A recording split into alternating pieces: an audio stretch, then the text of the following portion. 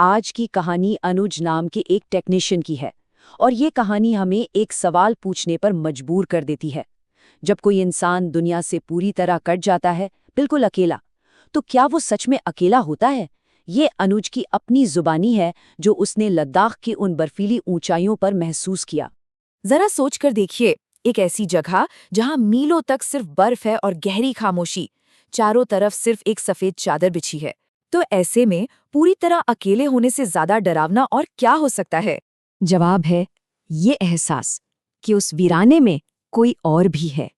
और यही वो एहसास था जिसने अनुज की दुनिया को हमेशा हमेशा के लिए बदल कर रख दिया। तो कहानी की शुरुआत होती है लद्दाख के एक बहुत ही दूर एक ऊंचे पहाड़ पर बने मौसम स्टेशन से।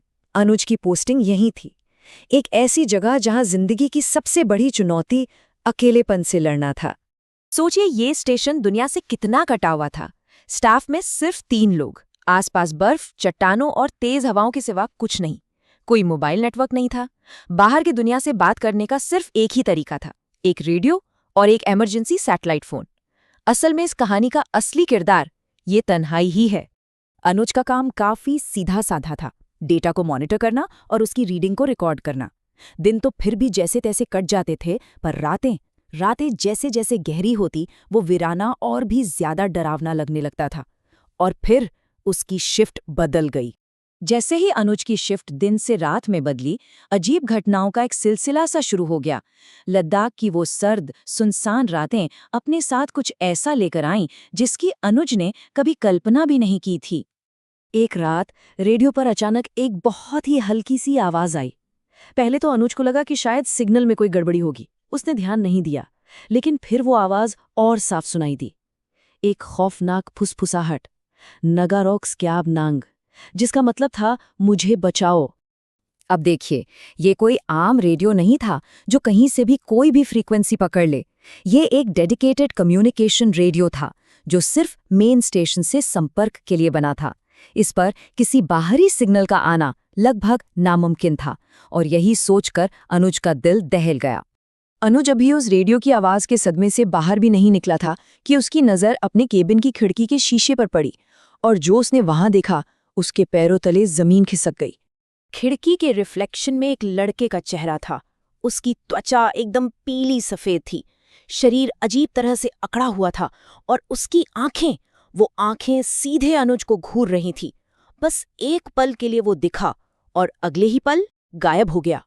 उस रात के बाद अनुज बहुत डर गया था।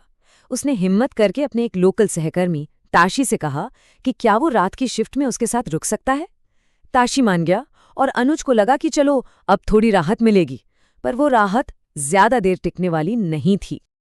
अगली रात जब ताशी केबिन में था, अनुज सिगरेट पीने के लिए बाहर निकला। अचानक उसे तेज ठंड लगी और किसी चीज के सड़ने जैसी बदबू आई। तभी उसका पैर किसी नरम सी चीज से टकराया। उसने नीचे देखा तो वहां एक कटा हुआ इंसानी हाथ पड़ा था। वो जोर से चीखा और ताशी बाहर आया, लेकिन जब ताशी ने टॉर्च से देखा तो वहां कुछ भी नहीं था। अनुज ने एक राहत की सांस लेने के लिए ताशी की तरफ देखा। उसे लगा कि शायद ये सब बस उसका वहम था और कुछ नहीं। लेकिन जैसे ही उसकी नज़र ताशी के चेहरे पर पड़ी, उसका खून जम गया। कुछ बहुत बहुत ज्यादा गड़बड़ था। ताशी का चेहरा बिल्कुल बदल चुका था। वो एकदम सफेद था, अकड़ा हुआ, भावहीन। ऐसा लग रहा था जैसे वो कोई इंसान नहीं बल्कि एक पुतला हो। और वो चेहरा, वो वही चेहरा था जो उसने खिड़की के रिफ्लेक्शन में देखा था। उस लड़के का चेहरा, वो चीज अब ताशी के अंदर थी। अनुज किसी तरह अपनी जान बचाकर केबिन में भागा और दरवाज़ा अंदर से बंद कर लिया। जब उसने कांपते हुए खिड़की से बाहर झांका तो मंजर और भी भयानक था।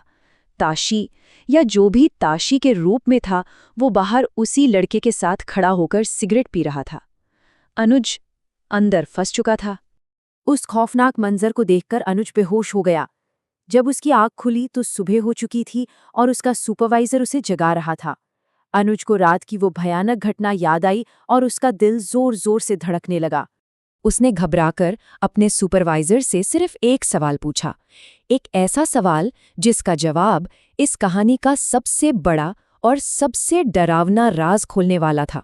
उसने पूछा, ताशी कहाँ है? सुपरवाइजर ने बड़े आराम से जवाब दिया, ताशी? अरे वो तो 2 दिन पहले ही छुट्टी लेकर अपने गांव गया है, अभी तक लौटा नहीं। क्यों, क्या हुआ? अगर ताशी 2 दिन पहले जा चुका था तो फिर अनुज के साथ कौन था? वो कौन था जो ताशी बनकर उसके साथ रह रहा था? इसका मतलब ये था कि अनुज 2 रातों से उस अनजान भयानक शक्ति के साथ वहां अकेला था। इस घटना के बाद अनुज को तुरंत बेस स्टेशन पर भेज दिया गया। जब उसकी हालत थोड़ी ठीक हुई तो उसने अपने सुपरवाइजर को पूरी कहानी बताई। सुपरवाइजर ने जो जवाब दिया उसने अनुज के रोंगटे खड़े कर दिए। सुपरवाइजर ने बहुत शांति से कहा, देखो, हम जिस बर्फ पर चलते हैं ना, उसकी परतों के नीचे न जाने कितनी लाशें दबी हुई हैं। जो तुमने महसूस किया है वैसा यहाँ कई लोगों के साथ हो चुका है। ये कोई नई बात नहीं है। तो ये कहानी हमें एक सवाल के साथ छोड़ जाती है। कुछ जगहों के अपने गहरे राज होते हैं ना। अगर कोई जगह अपने आप में कब्रिस्तान हो, तो क्या वहाँ कोई इंसान कभी सच में अकेला हो सकता है? सोचेगा जरूर।